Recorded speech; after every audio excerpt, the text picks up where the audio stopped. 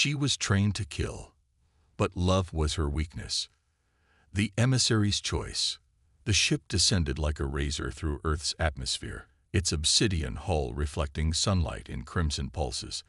Not a sound emanated from the vessel, but pedestrians in downtown Chicago felt their smartwatches vibrate with unknown frequencies as the craft settled over Grant Park.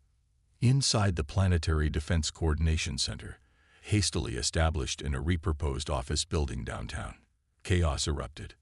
Analysts shouted conflicting reports across the room while military personnel barked orders into communication devices.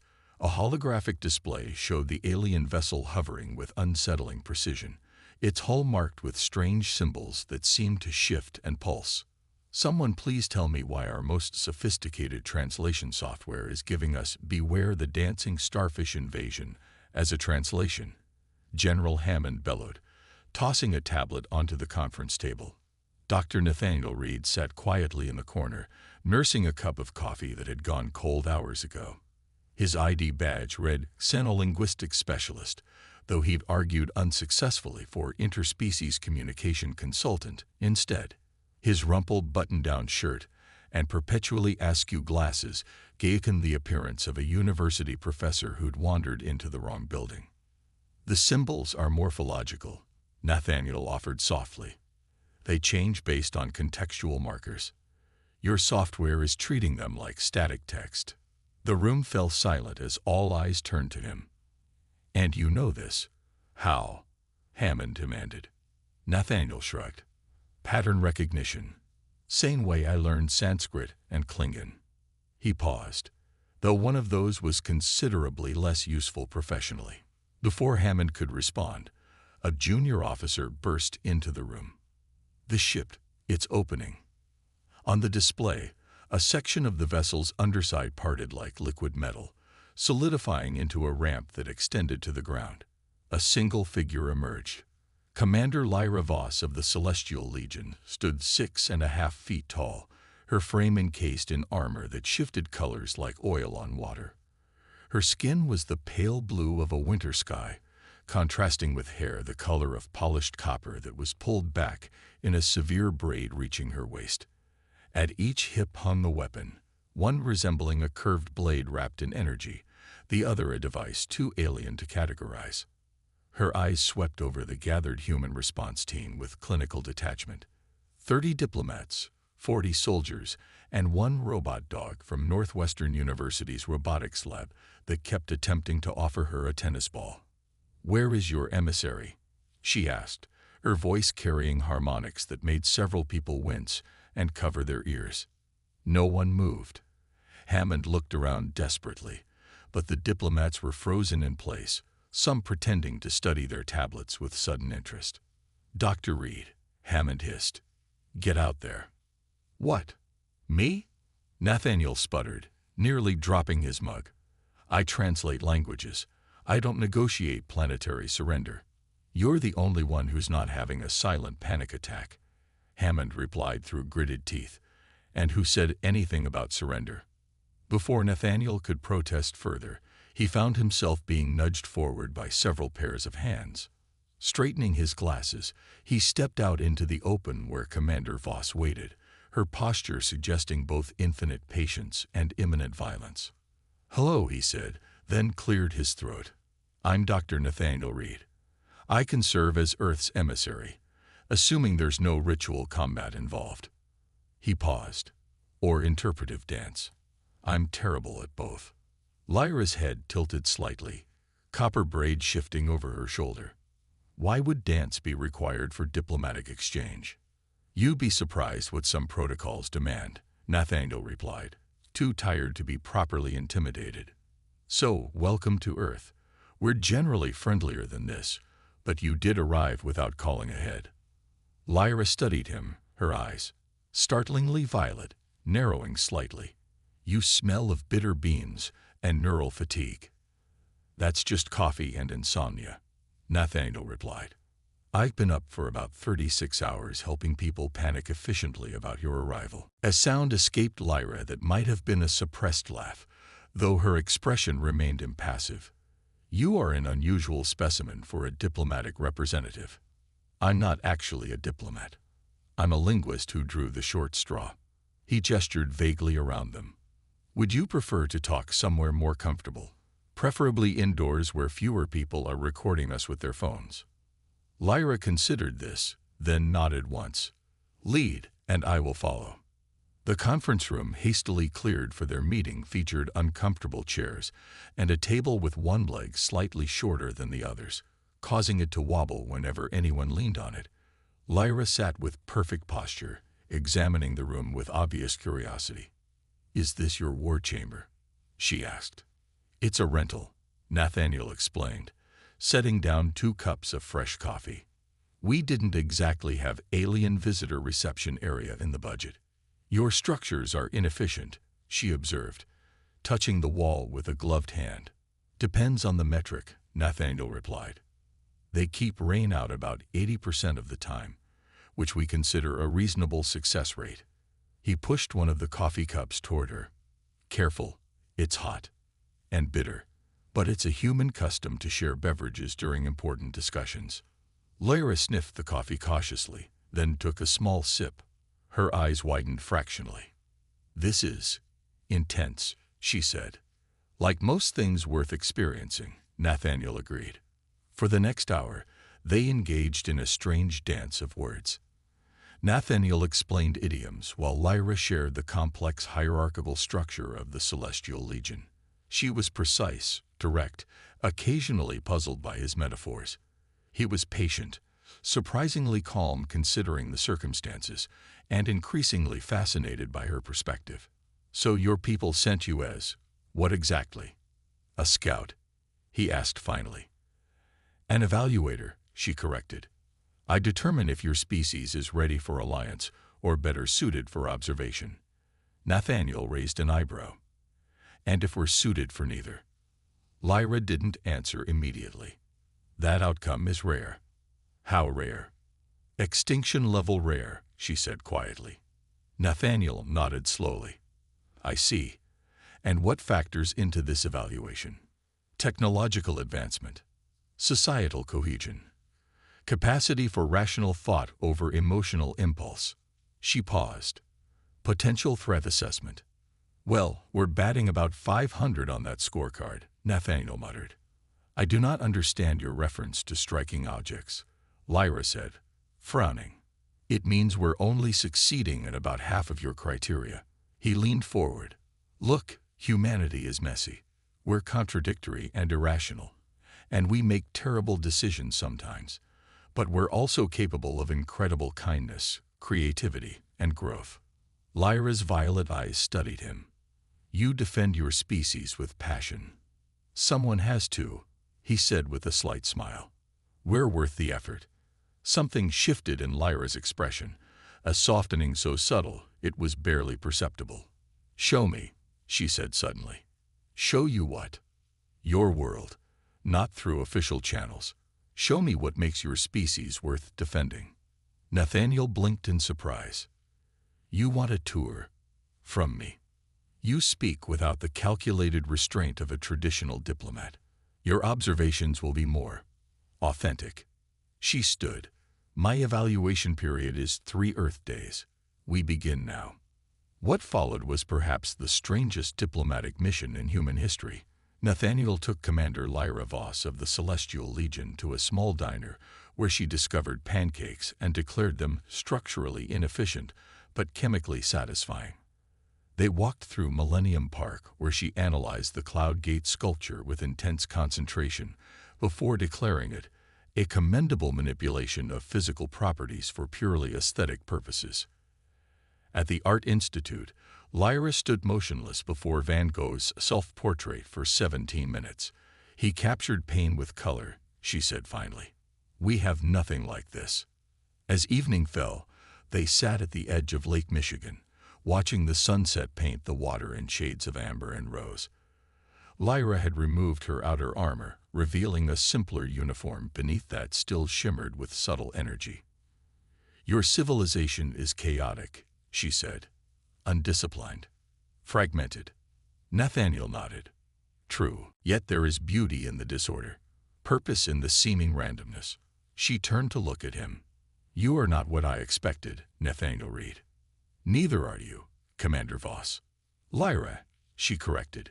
When not in formal diplomatic exchange, I am Lyra. Lyra, he repeated, testing the name. It suits you. As darkness fell, Nathaniel's phone buzzed with an urgent message from Hammond. We are ETHE you with the alien. Lyra glanced at the device. Your superiors are concerned. They tend to get that way when you take potentially hostile alien visitors on unauthorized field trips, Nathaniel replied with a grin. Am I potentially hostile? She asked, and for the first time, there was something almost playful in her tone. I don't know yet, Nathaniel admitted, but I'm willing to find out. Above them, Lyra's ship hung in the night sky, a crescent shadow darker than the darkness itself.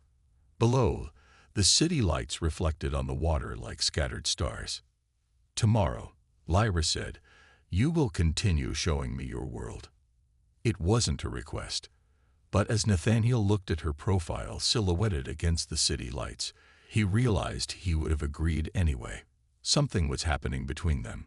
Something neither diplomatic protocols nor xenolinguistic theories had prepared him for. The warrior from the stars was beginning to smile, and Nathaniel Reed, who had spent his life translating words, found himself suddenly concerned with translating the unfamiliar warmth spreading through his chest. Defiance and devotion. The second day of Lyra's evaluation began with an urgent alarm from her ship. Nathaniel watched as she received a transmission, her posture stiffening with each passing moment. They stood in the botanical gardens, morning sunlight filtering through the glass ceiling and casting prism patterns across her blue skin. Is everything okay? He asked, noticing how her hand had moved instinctively to the weapon at her hip. No, she said simply, her violet eyes scanning the message floating in holographic script before her. The High Command has declared me compromised. Nathaniel stepped closer. What does that mean? It means I spent too long evaluating your coffee and not enough time reporting your weaknesses. Lyra's copper braid swung as she turned to face him. They've dispatched Commander Darius Kane to replace me. He is less inclined toward mercy. That sounds ominous, Nathaniel observed, adjusting his glasses. Is he the extinction-level type of evaluator? Darius believes in efficiency above all else. Planets with complex social structures are inherently inefficient. She closed the holographic display with a gesture. He was my mentor. Now he comes as my executioner. Nathaniel's eyes widened. Your people would execute you for what? Enjoying pancakes. A small, tight smile crossed Lyra's face. For emotional contamination. For failing to maintain proper distance from my subject species. She paused. For beginning to see beauty in chaos. Before Nathaniel could respond, his phone exploded with notifications. The screens throughout the botanical garden flickered to emergency broadcasts, showing a new ship entering Earth's atmosphere, larger than Lyra's, shaped like an obsidian trident wrapped in pulsing blue energy. That's fast, Nathaniel muttered. I thought we'd have more time. Darius doesn't believe in mornings, Lyra said grimly. We need to leave. Now. Leave? Where? Nathaniel asked, following as she strode purposefully toward the exit. Anywhere not here. My ship has stealth capabilities his cannot easily track. Nathaniel jogged to keep up with her long strides. Wait, you want me to come with you? Into space. Lyra stopped abruptly, turning to face him. You have 3 options, Nathaniel Reed. Stay here and be interrogated by Darius about your interactions with me. Stay here and watch your planet's evaluation fail spectacularly. Or come with me and help me convince the High Command that Earth deserves better. When she put it that way, the choice seemed alarmingly simple. I'll need to pack a toothbrush, he said weakly. There will be no time for dental hygiene rituals, she replied, already moving again. They made it to her ship just as Darius's craft settled into lower orbit above Chicago. The interior of Lyra's vessel was streamlined and organic, with walls that seemed to breathe and consoles that responded to thought as much as touch. Nathaniel had barely strapped himself into a seat that molded itself around him before they were airborne, the ship slicing through Earth's atmosphere in a maneuver that made his stomach lurch uncomfortably. "I should warn you," he gasped when he could speak again. "I get motion sickness on roller coasters." "Then you will find interstellar travel quite challenging," Lyra replied, her hands dancing over the navigation console, "especially while being pursued." The ship lurched again as a blast of energy narrowly missed them. On a view screen, Nathaniel could see Darius's ship following, weapons fully deployed. "He's not giving us much of a head start, is he?" Nathaniel observed, gripping his seat tighter. "Darius believes in decisive action," Lyra said, executing a turn that defied several laws of physics Nathaniel had previously considered inviolable. "Just as I once did." They shot past Earth's moon, the ship's engines humming with increasing intensity. Nathaniel watched his home planet recede into the distance, a blue marble growing smaller by the second. "Where are we going?" he asked. "The Persephone Nebula. It's a neutral zone where even Celestial Legion authority is limited. We can regroup there." Nathaniel nodded as if this made perfect sense, though internally he was cycling through a mental list of all the ways this adventure could end badly, most of them involving explosive decompression or imprisonment in an alien brig. "You're handling this remarkably well," Lyra noted, glancing at him. "I'm compartmentalizing," Nathaniel replied. "I'll have a proper existential crisis later when we're not being shot at." A ghost of a smile crossed Lyra's face. Practical. The pursuit lasted 3 days by Earth reckoning.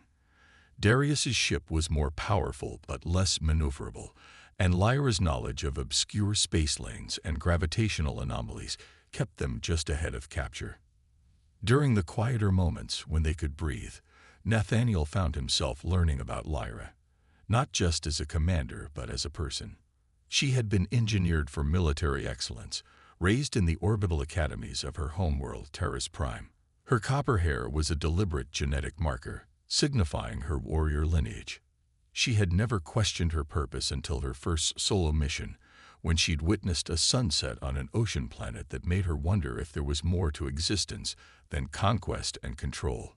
In turn, Nathaniel shared stories of Earth, its literature, its music, its endless contradictions. He taught her idioms that made her brow furrow in confusion, then understanding, then amusement. "So it's raining cats and dogs does not indicate actual falling domestic animals," she clarified one evening as they shared a meal of synthesized proteins that tasted vaguely of almonds. "Thankfully, no. Though that would make meteorology a lot more interesting." They arrived at the Persephone Nebula on the 4th day, a swirling cloud of crimson and violet gases surrounding a cluster of small planetoids and trading outposts. Lyra docked their ship at a station that appeared to be constructed from salvaged parts of older vessels, all connected in a haphazard but somehow functional arrangement. "This place looks like it was built by committee," Nathaniel observed as they disembarked. "A committee that didn't speak to each other. The drift, as they call it, was built by refugees and outcasts," Lyra explained, leading him through corridors lit by mismatched lighting strips. "People who, like us, found themselves on the wrong side of authority." The station hummed with activity, populated by a dizzying variety of species. Some were humanoid, others decidedly not. Nathaniel tried not to stare at a being composed entirely of luminescent tentacles who appeared to be haggling with a rock-like creature over the price of what looked suspiciously like stolen spaceship parts. They found temporary quarters in a section of the station, run by a 3-armed proprietor with skin like hammered copper. "Voss, thought you'd been promoted to the inner circles," he greeted Lyra with obvious familiarity. "Circumstances change, Jax," she replied. "We need a place to lie low." Jax's 6 eyes blinked in sequence as he looked Nathaniel over. "Picking up strays from unregistered systems now. The Legion won't like that." "The Legion already doesn't like it," Lyra said dryly. "Hence our need for discretion." Their room was small but clean, with a view of the nebula that took Nathaniel's breath away. Swirls of cosmic dust caught starlight, and refracted it into colors he'd never seen before. "It's beautiful," he murmured. Lyra stood beside him, close enough that he could feel the warmth radiating from her skin. Yes, beautiful and dangerous. The radiation would kill an unshielded ship in minutes. "The best things usually come with warnings," Nathaniel said, turning to look at her. She met his gaze, something unreadable in her violet eyes. "Is that another Earth idiom?" "No," he said softly, "just an observation." The moment stretched between them, taut with unspoken possibilities. Then the station's alarm system blared to life, shattering the silence. "Attention all occupants," a mechanical voice announced. "Celestial Legion enforcement vessel approaching. Security protocols activated." Lyra's expression hardened. "Darius found us faster than I anticipated." They raced back to the docking bay, but it was too late. Darius Kane stood waiting, flanked by 4 soldiers in armor similar to Lyra's but darker, more angular. Darius himself was tall and lean, with skin the same pale blue as Lyra's, but marked with silver lines that traced geometric patterns across his face and hands. His eyes were completely black, without iris or sclera. "Commander Voss," he said, his voice like steel striking steel, "your desertion was unexpected. Your taste in companions." His black eyes flicked dismissively to Nathaniel. "Is not." "This isn't desertion, Darius," Lyra replied, her stance shifting subtly into a fighting posture Nathaniel had come to recognize. "It's disagreement with methodology." "Sentiment has corrupted your judgment," Darius said. "The human planet requires management, not alliance. Their chaos is a virus that would spread through the galaxy if permitted." Nathaniel stepped forward despite Lyra's warning glance. "With all due respect, Commander Kane, chaos is just another word for freedom. It's messy, yes, but it's also where all innovation comes from." Darius regarded him coldly. "The specimen speaks as if its opinion matters." "The specimen has a name," Lyra said sharply. "And more wisdom than you credit."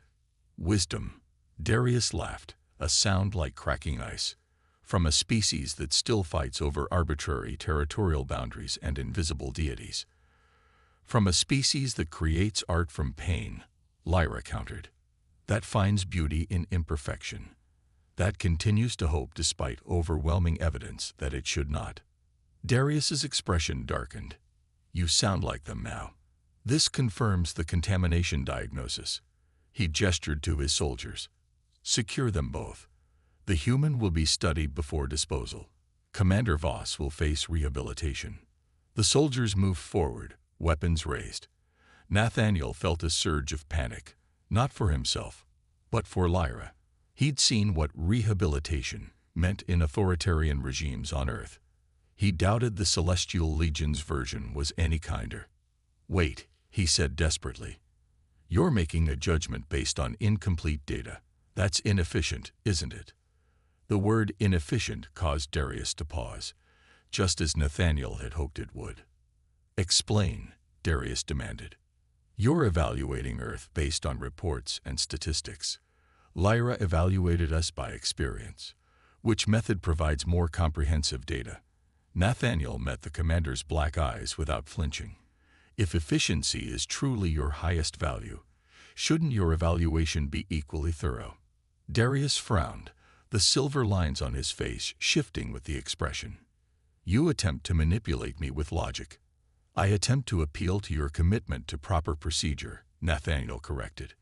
"Unless you're afraid your conclusions won't hold up to first-hand observation."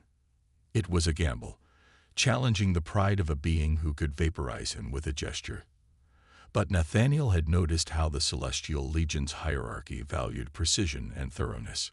Cutting corners would be anathema to someone like Darius. Lyra was watching him with a mixture of alarm and admiration. "The human makes a valid point, Commander. Your evaluation would lack the empirical foundation mine was building." For a long moment, Darius stood motionless. Then he waved his soldiers back. 3 days, he said finally. "I will observe. If I find no value, the evaluation stands, and you both face judgment."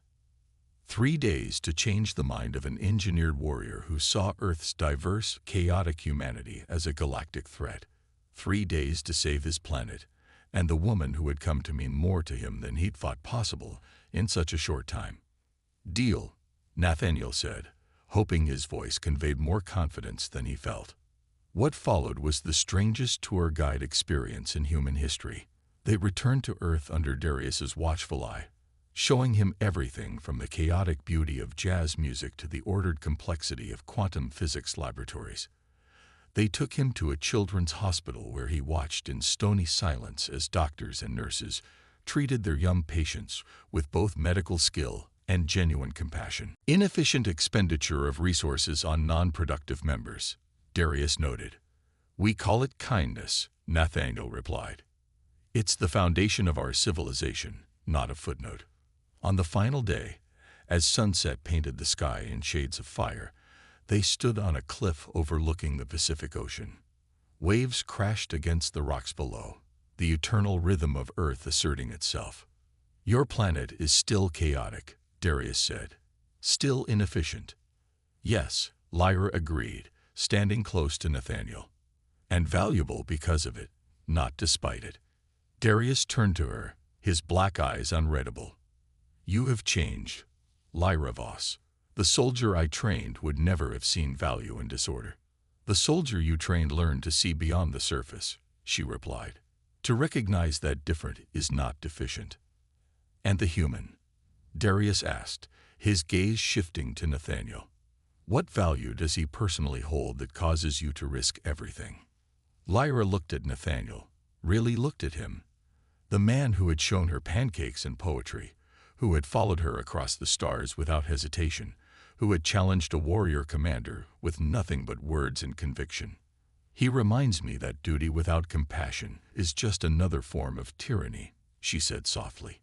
The sun dipped below the horizon, the last rays catching the copper of her hair like fire. Nathaniel reached out, taking her hand in his. Different shapes, different colors, different worlds, somehow fitting together. Darius watched this gesture with an expression that might have been disgust, or fascination, or some alien emotion humans had no name for. "The High Command will not accept this evaluation," he said finally. "Then don't submit it," Nathaniel suggested. "Tell them Earth requires continued observation, long-term studies." "That's technically true, isn't it?" A complex series of expressions crossed Darius's face. "You propose deception. I propose a more thorough examination," Nathaniel corrected. "One that allows for the possibility that your initial assessment was incomplete." Silence stretched between them, broken only by the sound of waves against rock. "Very well," Darius said at last. "Earth remains under evaluation status. Commander Voss will continue as primary observer, with quarterly reports directly to me." His black eyes narrowed. "Do not mistake this for approval, human. Merely scientific curiosity." After Darius departed, his ship vanishing into the evening sky like a dark star, Lyra and Nathaniel remained on the cliff, hands still entwined. "That was either brilliant diplomacy or extremely lucky improvisation," Lyra observed. "Little of column A, lot of column B," Nathaniel admitted with a smile. "So, you're staying." Lyra looked out at the ocean, then back at him. In the weeks since her arrival, something had changed in her posture, a loosening, a softening, as if Earth's gravity had gradually pulled down walls built over a lifetime. "I am staying," she confirmed, "as an observer, a diplomat. Perhaps more." "I like the sound of more," Nathaniel said, drawing her closer. "It is inefficient," she whispered, her lips curving into a smile. "Beautifully so," he agreed, and kissed her as the first stars appeared in the darkening sky. Earth and Terrace Prime, chaos and order, finding harmony in the vast universe that had brought them together.